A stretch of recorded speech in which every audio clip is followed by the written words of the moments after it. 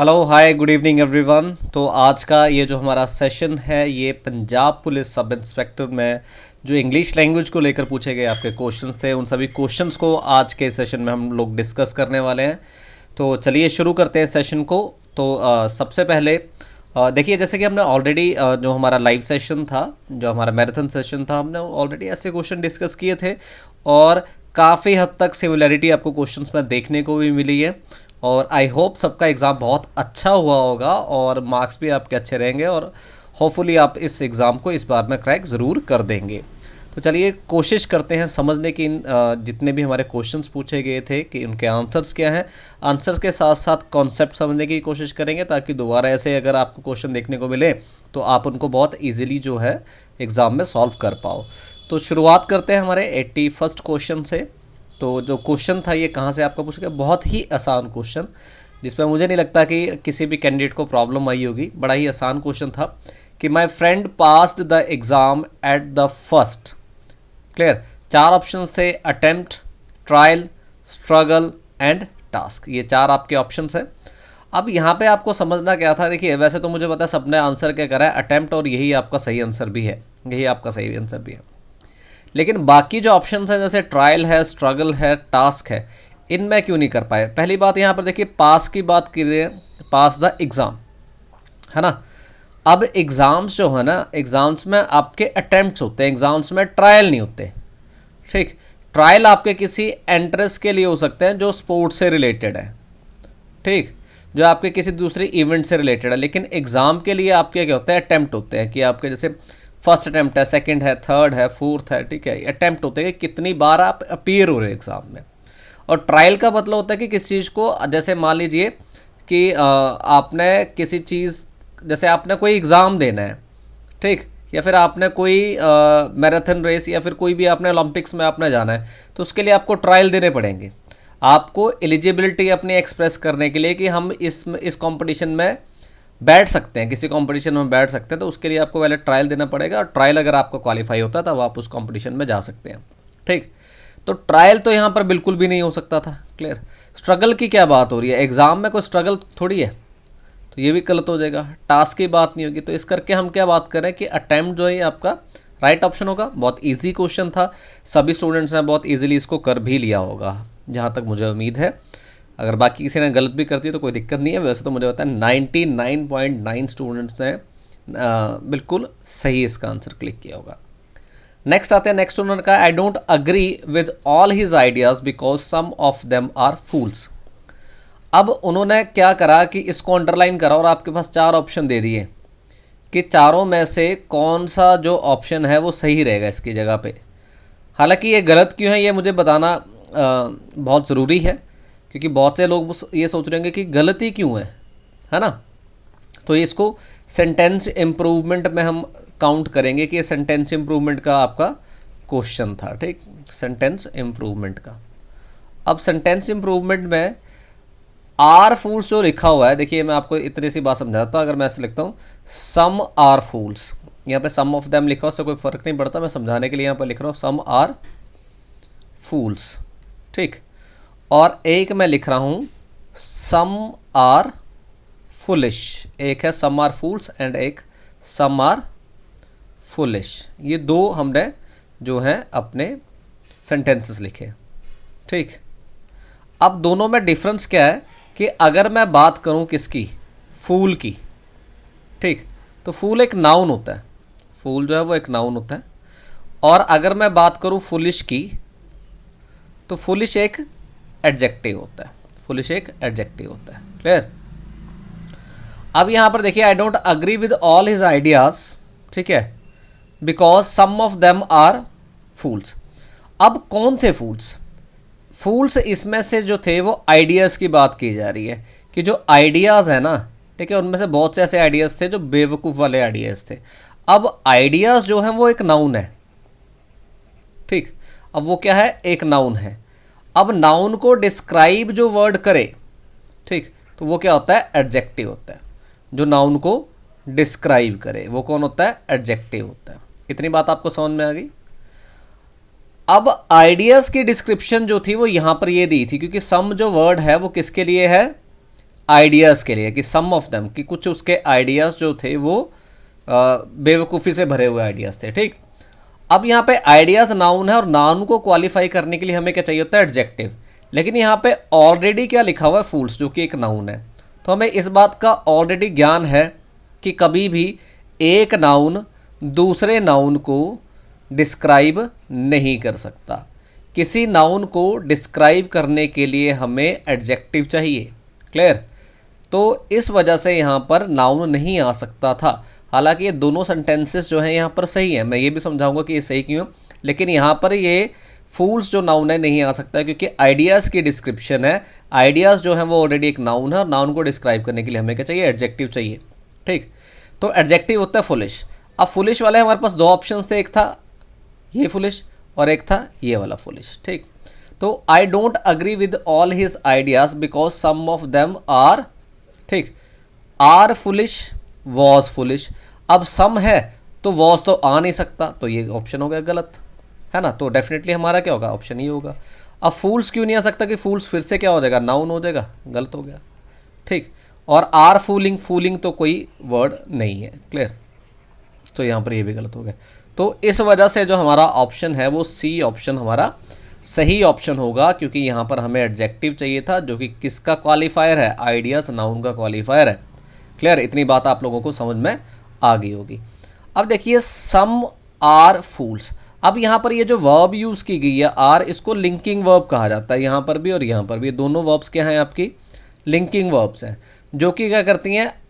Subject को उसके complement से कनेक्ट करती हैं। ठीक, अब ये भी कॉम्प्लीमेंट, ये भी कॉम्प्लीमेंट। अब हमने ये ऑलरेडी पढ़ा हुआ है कि जो कॉम्प्लीमेंट है वो आपके तीन फॉर्म्स में हो सकते हैं। एक नाउन हो सकता है, एक प्रनाउन हो सकता है, और तीसरा आपका एडजेक्टिव हो सकता है। ठीक, तो यहाँ पे कॉम्प्लीमेंट नाउन है और यहाँ पर कॉम्प्लीमेंट जो है ये क्या है? ये एडजेक्टिव है।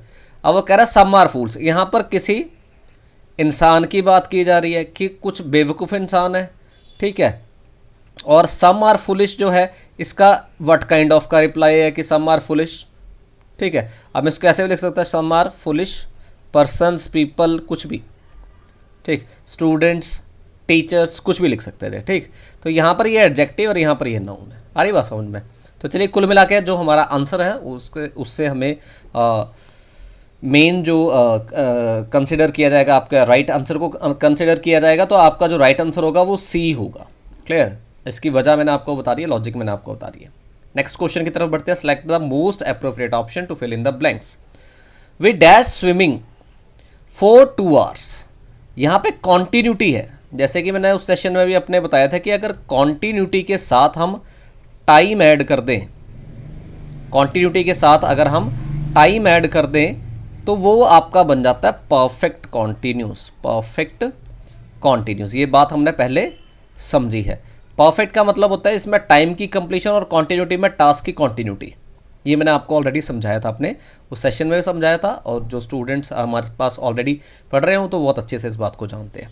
ठीक, तो अब यहाँ पर क्या आता है? अब उसने लिखा है before it dash to rain. यहाँ पर भी आपको एक ब्लैंक फिल करना है, यहाँ पर भी ब्लैंक फिल करना है। अब हमें इतना तो पता लग गया है कि टाइम दे रखा है, कॉन्टीन्यूटी है एक्शन की, फोर्थ फॉर्म है, कॉन्टिन्यूस फॉर्म है, तो कॉन्टीन्यूटी एक्शन की प्लस टाइम परफेक्ट कॉन्टिन्यूस होना चाहिए। अब परफेक्ट कॉन्टिन्यूस आपका प्रेजेंट परफेक्ट कॉन्टिन्यूस हो सकता है, पास्ट परफेक्ट कॉन्टिन्यूस हो सकता है, फ्यूचर परफेक्ट कॉन्टिन्यूस हो सकता है। ठीक, अब यहाँ पर जो ऑप्शंस है हैव बीन, हैड बीन, यानी कि प्रेजेंट पास्ट है, फ्यूचर की यहाँ पर बात नहीं कर रही है, तो ये तो वैसे ही ऑप्शन से चला गया हमारे। अब यहाँ पर देखिए, उसने कहा कि हैव बीन स्विमिंग, हो सकता है, बिल्कुल हो सकता है, और यहाँ पर क्या है? बिगेन। अब आपको ये करना है कि ये जो दोनों ऑप्शन है, ये दोनों ऑप्शन यहाँ पर फिट आने चाहिए, तभी आप इसको करोगे। ऐसा नहीं है कि एक ऑप्शन आपने यहाँ का उठा लिया, एक वहाँ का उठा लिया, ऐसा नहीं होगा। ये जो दोनों ऑप्शंस आपको दे रखे हैं, जैसे ए में आपको 2 ऑप्शन दे रखे हैं, हैव बीन और बिगेन। अब हैव बीन यहाँ पे सेट आना चाहिए और बिगेन जो है वो यहाँ पर सेट आना चाहिए। क्लियर? तो यहाँ पर अगर हम ध्यान से देखें इस क्वेश्चन को, अगर मैं कहता हूँ we have been swimming for 2 hours before it dashed in, अब बिगेन आ जाएगा, यानी कि पास्ट की बात हो जाएगी कि जिस समय बारिश शुरू हुई। देखिए, जिस समय बारिश शुरू हुई उससे पहले 2 घंटे पहले से ही वो खेलते आ रहे थे, तो ये पास्ट में, ये भी पास्ट में होना चाहिए था, लेकिन ये प्रेजेंट में लिखा हुआ है, तो ये क्या हो जाएगा? गलत, है ना, क्योंकि जो प्रेजेंट परफेक्ट कॉन्टिन्यूस है उसमें आपका जो स्ट्रक्चर होता है वो क्या होता है, हैज़ या फिर हैव बीन, ठीक, और उसके बाद V4 ये होता है। और जो पास्ट परफेक्ट कॉन्टिन्यूस होगा उसका स्ट्रक्चर में क्या हो जाएगा, हैड बीन हो जाएगा और फिर V4 हो जाएगी। क्लियर, हैड बीन और फिर V4, इतनी बात आपको समझ में आ गई होगी, है ना। अब यहाँ पे प्रेजेंट है, प्रेजेंट के साथ पास्ट तो हम नहीं लिख सकते, तो इस करके ऑप्शन क्या हो जाएगा, गलत हो जाएगा। आई बात समझ में। अब यहाँ पर आया वी हैव बीन और यहाँ पर बिगिन, ठीक, तो इट यहाँ पर दे रखा है। इट जो ये थर्ड पर्सन सिंगुलर केस है, अगर थर्ड पर्सन सिंगुलर केस हो, ठीक, यानी कि इट हो, ही हो, शी हो या फिर कोई भी नेम हो, ठीक है, सिंगुलर फॉर्म में, अगर हम इनके साथ वर्ब की फर्स्ट फॉर्म लगाते हैं तो हमें एस या ई एस भी लगाना पड़ता है, तो ये तो ऑप्शन हो ही नहीं सकता, गलत, ठीक। उसके बाद आ रहा है हैड बीन और सॉरी हैड बीन और फिर आ गया बिगिन।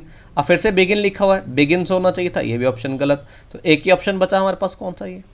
अब ये वैसे टेक्निकली भी सही है, क्यों सही है, क्योंकि हम यहाँ पर कह रहे हैं कि we dash swimming for 2 hours before it dash to rain, तो we had been swimming for 2 hours, कि जब ये शुरू हुई बारिश, है ना, बारिश शुरू हुई उससे 2 घंटे पहले, यानी कि ये पास्ट है शुरू होना और उससे पिछले 2 घंटे से चल रहा था, तो ये पास्ट में जाना चाहिए था ये भी, तो यहाँ पे पास्ट परफेक्ट और यहाँ पे पास्ट इंडेफिनिट टेंस आना चाहिए था, तो आपका टेक्निकली जो राइट ऑप्शन है वो ऑप्शन होगा आपका डी।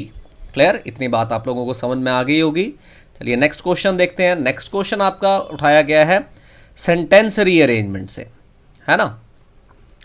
अब इसमें आपके पास 2 ऑप्शन दे रखे हैं, S1 यानी कि सेंटेंस 1 ही होगा और सेंटेंस 6 ये होगा। अब ये टोटल 6 सेंटेंसेस, इसमें 4 जो है उनको जम्बल्ड कर दिया गया है और आपको क्या करना है, सेंटेंस 1 जो स्टार्टिंग आपको दे दी गई है कि नरेंद्र नाथ दत्ता, ये यहाँ से स्टार्टिंग होगी और उसके बाद एंड कहाँ होगा, came to be known as Swami Vivekananda. Clear. अब हमने एक चीज़ पढ़ी थी, जैसे मैंने आपको समझाई थी कि सब्जेक्ट के बाद क्या आती है, वर्ब, और फिर आता है उसका ऑब्जेक्ट। अगर सब्जेक्ट का कोई क्वालिफायर है तो उससे पहले या उसके बाद आएगा, ऑब्जेक्ट का कोई क्वालिफायर है उससे पहले या उसके बाद आएगा, और वर्ब का अगर क्वालिफायर है तो उससे पहले उसके बाद आएगा। लेकिन जो मेन आपका क्रक्स है वो इस सीक्वेंस में लिखा जाएगा। यानी कि हमने यहाँ पर लिख दिया नरेंद्र कुमार दत्ता, उसके बाद क्या आनी चाहिए थी, वर्ब आनी चाहिए थी। अब यहाँ पर देखें तो ये इन कोलकाता, यानी कि क्या है, ये प्रेपोजिशन है। यहाँ पर देखें ट्रेडिशनल एडजेक्टिव बंगाली, ठीक, और फैमिली, तो ट्रेडिशनल बंगाली फैमिली जो है ये आपका क्या बन जाएगा, ये भी एक नाउन फ्रेज बन जाएगा। फिर उसके बाद आ रहा है ऑन, यानी कि जो वर्ब है वो कहाँ पे दे रखी है आपको, बी दे रखी है, यानी कि स्टार्टिंग जो होगी आपकी बी से होगी। अब इस सेंटेंस को देखिए तो ये क्या है, ए, है ना, इसमें क्या दे रखा है आपको, ए दे रखा है, इसमें दे रखा है सी, इसमें दे रखा है ए, इसमें दे रखा है बी। तो देखिए काफ़ी हद तक तो हम यहीं पे श्योर हो गए कि बी आना चाहिए। उसके बाद फिर भी देख लेते हैं कि बी के बाद सी आ रहा है क्या, मैं कहता हूँ Narendra Nath Datta born in a traditional, कहाँ पैदा हुए थे, in a traditional Bengali family. अब इन जो दे दिया इन्होंने, ठीक, उसके बाद ए जो है ये डिटर्मिनर दे रखा है, और डिटर्मिनर नाउन या नाउन फ्रेज से पहले लिखता है। अब ये देखिए यहाँ पर कि यहाँ पर जो डिटर्मिनर है, ठीक है, उसके लिए हमें क्या चाहिए, एक नाउन चाहिए। यहाँ पर प्रेपोजिशन है, यहाँ पर भी प्रेपोजिशन है, नाउन या नाउन फ्रेज चाहिए। अब नाउन फ्रेज का है ये लिखा हुआ, यानी कि बी के बाद सी आना चाहिए। तो यहाँ पर बी के बाद सी एक यहाँ पर है और कहीं पे भी नहीं, तो बी के बाद सी एक यहाँ पर है, ठीक। अब ए जो है उससे स्टार्टिंग हो सकती थी आपकी, नरेंद्र कुमार इन कोलकाता, नहीं हो सकती क्योंकि वर्ब चाहिए थी। तो यहीं से क्या है हमारा ऑप्शन ये हो गया। देखिए ऑप्शन सही क्या है, इससे ज़्यादा मैटर ये करता है कि सही क्यों है। क्लियर। तो टेक्निकली अगर हम चीज़ों को समझते हुए चलेंगे तो चीज़ें बहुत आसान है और आप श्योरिटी के साथ उन क्वेश्चंस को सही कर कर आएंगे। चलिए नेक्स्ट फिर से वही क्वेश्चन आपके पास वहाँ पर दिए, विद द प्रॉब्लम ऑफ। अब यहाँ पर स्टार्टिंग से आपको स्टार्टिंग वाले सेंटेंस में ऑफ दिखा, ऑफ है एक प्रेपोजिशन। अब प्रेपोजिशन जो यूज़ होती है किसी नाउन या प्रनाउन से पहले होती है, यानी कि इसके बाद कोई नाउन आना चाहिए। अब मैं देखता हूँ अनकर्व्ड, ये एक एडजेक्टिव है, ठीक, सॉरी वर्ब है ये, ठीक। द पीपल ये नाउन है, पॉपुलेशन ये भी नाउन है, शॉर्टेज ये एडजेक्टिव है, ठीक। तो यहाँ पर देखिए बी या सी में से होना चाहिए, यानी कि बी या सी में से। अब यहाँ पर बी से तो कोई स्टार्ट नहीं हो रहा है, बी से कोई भी ऑप्शन आपका स्टार्ट नहीं हो रहा है, ए है, डी है, ए है, यानी कि सी। तो देखिए काफ़ी हद तक तो हमने क्वेश्चन यहीं पे सॉल्व कर लिया कि क्या होना चाहिए आपका, बी होना चाहिए। लेकिन फिर भी देख लेते हैं कि with the problem of population explosion persisting, ठीक, परसिस्टिंग, और उसके बाद क्या दे रखा है बी, सी के बाद with the problem of population, C के बाद ए दे रखा है, persisting uncurbed in India, population explosion. ठीक है, अब देखिए यहाँ पर with the problem of population explosion persisting, ठीक है, अनकर्ब्ड इन इंडिया, फिर उसके बाद रखा है B, the people have to face a constant shortage. ठीक, कॉन्स्टेंट शॉर्टेज, सॉरी शॉर्टेज जो है ये सॉरी एक नाउन है, इसको हम वर्ब नहीं कहेंगे। ठीक, अब डी से भी शुरू हो सकता है अगर मैं हमारे पास ये नाउन है, तो हम देखते हैं with the problem of shortage of food grains and an, इसके बाद क्या आना चाहिए, एन है तो क्या होना चाहिए था, एन के बाद क्या आना चाहिए था, एन एवर इंक्रीजिंग, यानी कि ये जो डी है, डी के बाद आपका कोई वॉल लेटर जो है, ये वॉल साउंड से शुरू होने वाला वर्ड आना चाहिए। क्लियर, तो मान लेते हैं अगर डी हम पहले लेकर आ रहे हैं तो डी के बाद यहाँ पर बी दे रखा है, बी में क्या रखा है, एंड द पीपल, ये तो बिल्कुल ही नहीं हो सकता, इस करके ऑप्शन क्या हो गया, गलत हो गया। ठीक, अब सी के बाद ए आ रहा है, यानी कि with the problem of population explosion persisting uncurbed in India, the people have to face a constant shortage of food grains and an ever. हाँ जी, यहाँ पे कनेक्ट हो रहा है, तो इस वजह से क्या हो जाएगा, बी ऑप्शन हो जाएगा। देखिए बहुत सारे हिंट्स हमारे पास थे कि ऑफ के बाद नाउन आना चाहिए था, एक तो ये है और एक ये, तीन हमारे पास नाउन थे, बी सी डी। अब हम देखें ए सी डी ए, यानी कि बी वाला हो ही नहीं सकता। ठीक, तो ये गलत हो गया, बी वाला इसके बाद आ ही नहीं सकता, तो क्या हो गया, ये दोनों हो गए। ठीक, अब इसके बाद क्या आना चाहिए था, वॉल लेटर आना चाहिए था। अगर मैं मान लो इसके लेकर चलता हूँ तो एन दे रखा है, वॉल साउंड आना चाहिए था। अब डी वाले ऑप्शन में अगर हम देखें तो डी के बाद बी दे रखा है, तो एन के बाद द पीपल नहीं आ सकता, इस करके ये ऑप्शन भी हो गया गलत।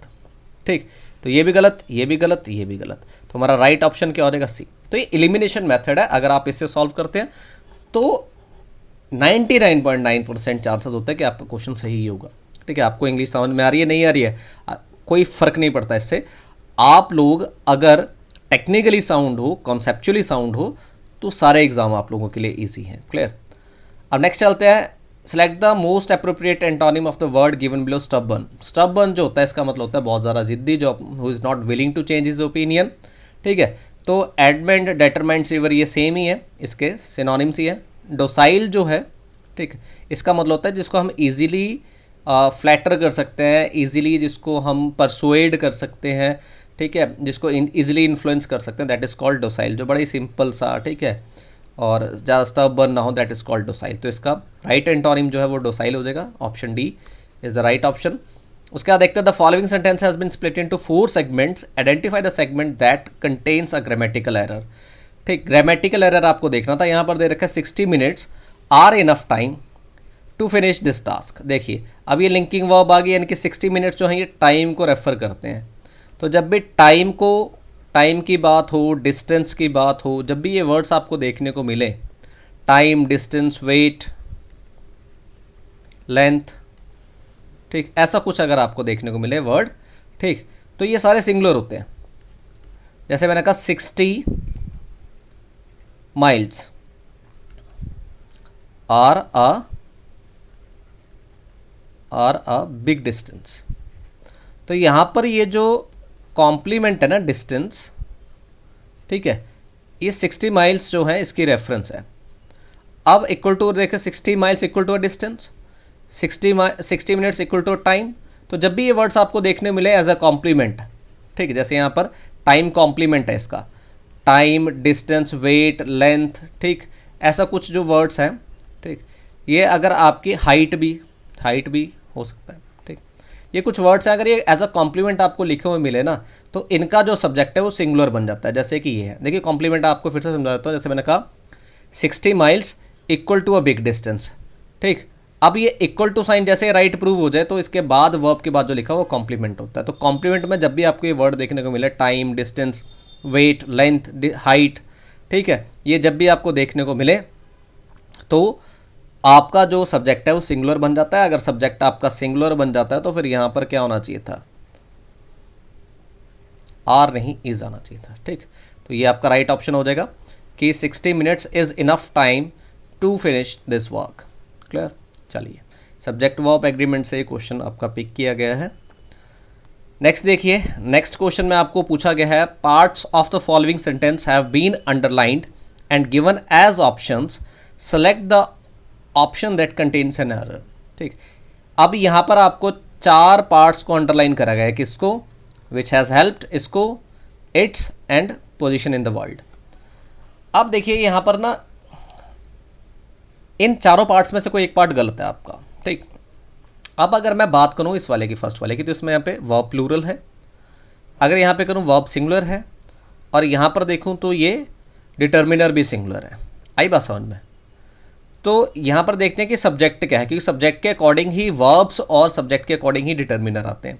तो द यूनाइटेड स्टेट्स दे रखा है, अब ये क्या है, ये नेम ऑफ कंट्री है, जैसे इंडिया है, पाकिस्तान है, कुछ भी है, तो ये नेम ऑफ कंट्री है। अब कंट्री तो ये एक ही है ना, अगर ये नेम ऑफ कंट्री है तो हमें क्या करना होगा, इसके साथ हैज़ लिखना होगा। Has a huge and mighty army which has helped the country secure it's powerful position. It's का मतलब क्या है, ये सिंगुलर के लिए यूज़ हो रहा है, यानी कि ये इसके लिए यूज़ हो रहा है। ठीक, तो इसका मतलब एक रेफरेंस ये भी है हमारे पास कि जो द यूनाइटेड स्टेट्स है ये सिंगुलर सब्जेक्ट होगा। ठीक है, तो ये यहाँ पे आपका जो राइट ऑप्शन है वो ए हो जाएगा, इसमें एरर है तो इसको मान के चलेंगे error.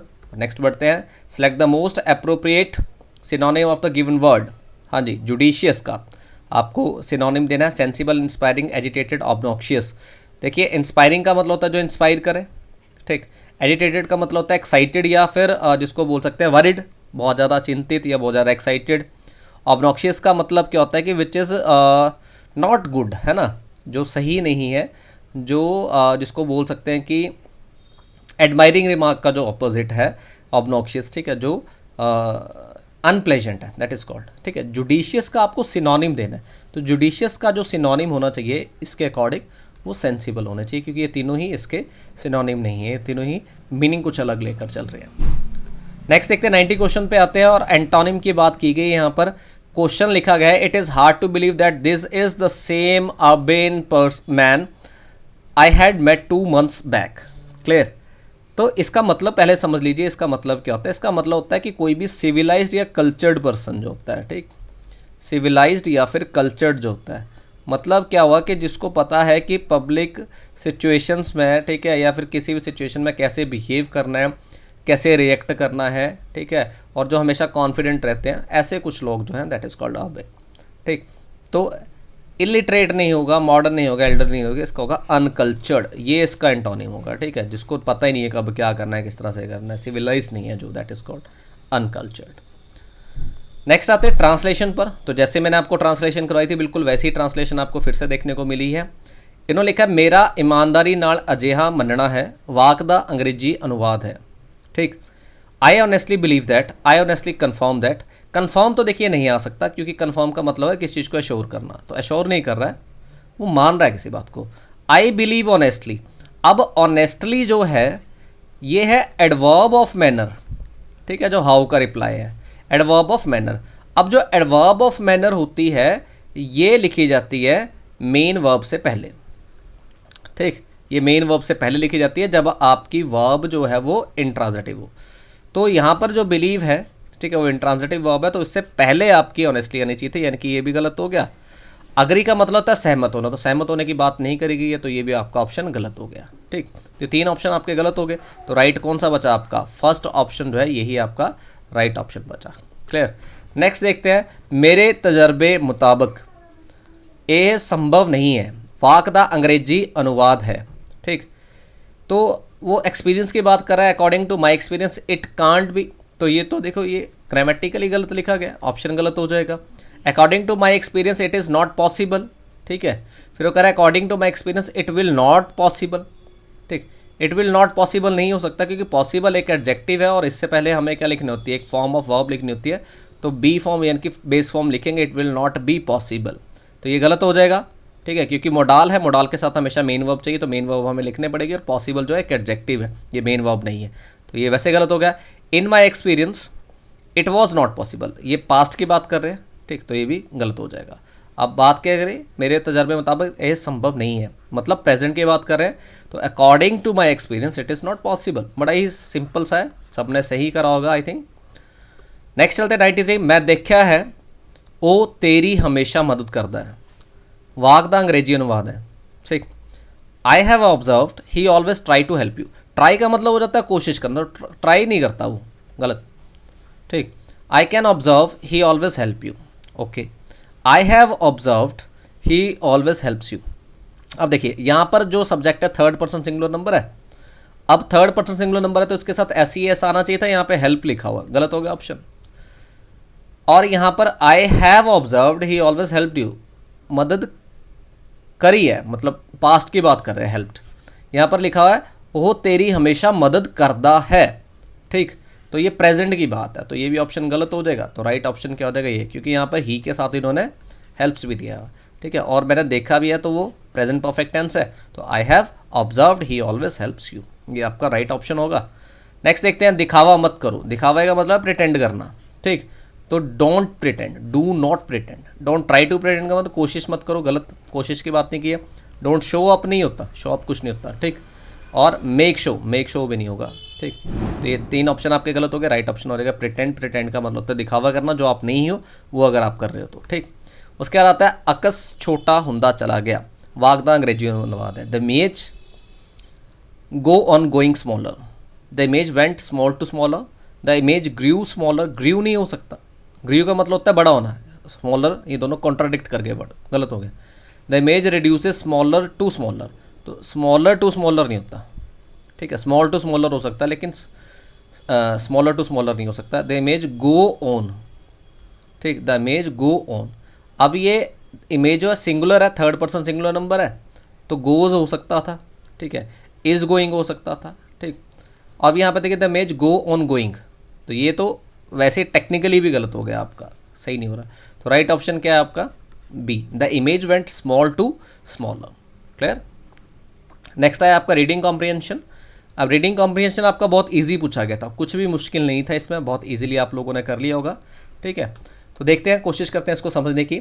In my most frustrated movements of navigating chaotic traffic, I close my eyes in the back seat and imagine what it would be like if someday just a thought would transport me from one place to another। मतलब वो traffic में फंसा होगा, ठीक है, बहुत ही chaotic traffic में फंसा होगा, ठीक।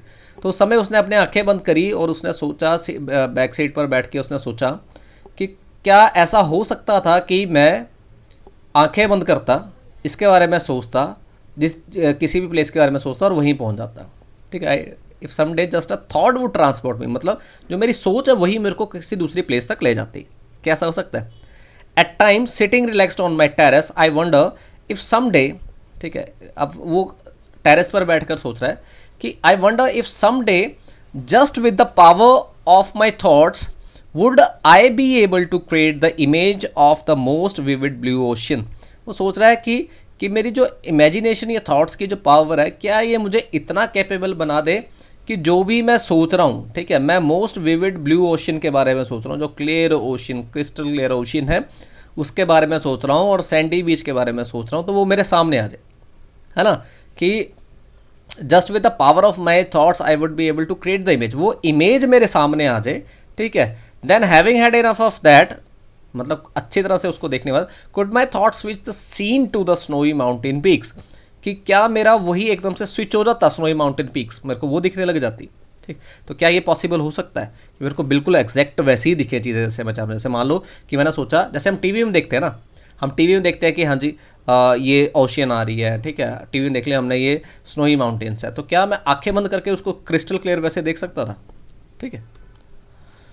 Just thinking of these seemingly impossible things gives me a sense of wellbeing, ठीक, कि ये सोचने के बाद इन्होंने मुझे सेंस दी मेरे सही होने की। Because I do believe that if you can think it you can will it and achieve it. वो कहता है कि अगर तुम ये सोच सकते हो तो तुम इसके बारे में अगर सोच रहे हो, ठीक है, अगर तुम सोच सकते हो तो तुम इसको चाह भी सकते हो और इसको पा भी सकते हो। If it occurs as a thought it is possible to fructify as reality, ठीक है, कि अगर हमारे अंदर ये थॉट आ गया ना तो ये मतलब रियलिटी में कन्वर्ट करना हमारे लिए ईजी हो जाएगा। It is possible to fructify as reality, मतलब फ्रूटफुल होगा इसको रियलिटी में कन्वर्ट कर पाना। After all everything big started with a thought. जो भी चीज़ें बड़ी बड़ी ज़िंदगी में हुई हैं सब एक थॉट से ही शुरू हुई हैं। सोचा ही था पहले कि ऐसा करेंगे और कर दिया। ठीक। Looking at birds flying freely in the sky, humans must have thought of the possibility of flying centuries before the invention of the aeroplanes. मतलब जब किसी ने ये देखा होगा कि उड़ते हुए पक्षियों को आसमान में देखा होगा, तो उसके दिमाग में ये थॉट आया होगा किस चीज़ का, human must have thought of the possibility, कि उड़ने की पॉसिबिलिटी का थॉट उसके दिमाग में आया होगा। एरोप्लेन जब हमारे इन्वेंट हुए उससे पहले थॉट आया होगा कि यार हम भी तो उड़ सकते हैं, अब किस तरह से उड़ सकते हैं वो हमें देखना है। द टॉलेस्ट स्काई क्रेपर, बड़ी बड़ी जो बिल्डिंग्स है जैसे बुर्ज खलीफा है एट्सेट्रा, जिसमें बहुत लंबी लंबी बिल्डिंग्स जो पॉसिबल ही नहीं है ना, हम सोचते हैं कि इतनी बड़ी बिल्डिंग थोड़ी हो सकती है, लेकिन फिर भी बनी हुई है। The longest bridge across the ocean, oceans पे जो ब्रिज बने हुए, the fastest train, the internet, cell phones, all are the end result of one thought. सभी एक थॉट का ही रिजल्ट है, सोचा और उसकी तरफ आगे बढ़े और उसे मुकम्मल किया। Clear? As technology advances and we become more confident in our abilities to transform thoughts to reality, जैसे जैसे टेक्नोलॉजी, क्योंकि टेक्नोलॉजी जो है वो इस समय बहुत एडवांस है ना, तो हम इतने कॉन्फिडेंट हो चुके हैं कि हमारी जो एबिलिटीज़ है ट्रांसफॉर्म करने के लिए, ठीक है, जो हम थॉट जो हम सोचते हैं उसको हम रियलिटी में ट्रांसफॉर्म भी कर पाते हैं। The gap between the ideas and implementation keep shrinking. जो आइडियाज़ और इम्प्लीमेंटेशन थी, कई बार ऐसा होता था कि हम सोचते थे लेकिन उसको इम्प्लीमेंट नहीं कर पाते थे। अब सोचना और इम्प्लीमेंट करना, इन दोनों का जो गैप है वो बड़ा कम होता जा रहा है। मतलब हम चीज़ों को रियलिटी में चेंज करने में सक्षम हो चुके हैं। ठीक। Today one of the biggest thrill of life is watching impossible seeming thought turn to reality with in one's life time. ठीक है, आज का सबसे बड़ा जो जिसको बोलते हैं थ्रिल है, ठीक, जो हमारा जॉयफुल एक्सपीरियंस है वो ये है कि हम एक ऐसी सेंचुरी में रह रहे हैं या फिर एक ऐसी एरा में रह रहे हैं जहाँ पर इम्पॉसिबल जो है उसको, ठीक है, कुछ इम्पॉसिबल सोच लेना और उसको रियलिटी में कन्वर्ट कर देना अपने लाइफ टाइम में।